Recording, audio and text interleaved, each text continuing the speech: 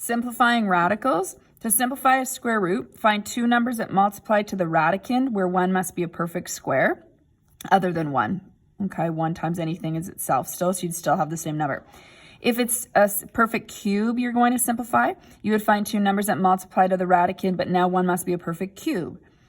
To simplify a fourth root, find two numbers that multiply to the radicand when now one's a perfect fourth root. And this would continue on if we were to do that, okay? We'll focus on square roots, cube roots, maybe have a couple of fourth roots.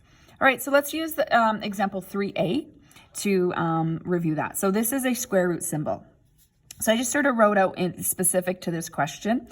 We are going to find two numbers that multiply to 24. That's what the radicand is, where one is a perfect square. So when I think of my perfect squares, other than 1, of course, 1 goes into everything, but you still have 24. 4 would be my next one. Well, 4 is divisible by 24, so that would be a perfect square. So what I'm going to do is I'm going to change 24 to 4 times 6. I always write the perfect square first because I'm going to square root that number. What is the square root of 4? 2. So if I square root 4, it becomes just 2. I can't square root 6 because it's not a perfect square. So I leave it under the radical sign and I leave it here. So this is 2 root 6. Again, I need to stress the importance that it has to be a perfect square factor. So sometimes we say find perfect square factors, right? So for example, 8 and 3 are factors of 24, but neither of those are perfect squares. So once you would go 8 times 3, you'd be stuck. You wouldn't be able to kind of simplify further.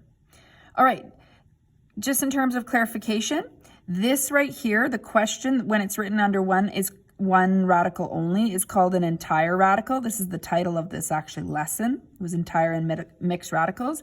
Here, when you have a coefficient in front of the radical, that is a mixed radical. We tend to always simplify radicals, just like we always reduce fractions or simplify fractions. Same will be true for radicals. So this is going to be a skill you're going to use a lot, not just in this lesson, and not just in this chapter, but in future chapters and in a lot of different courses as well.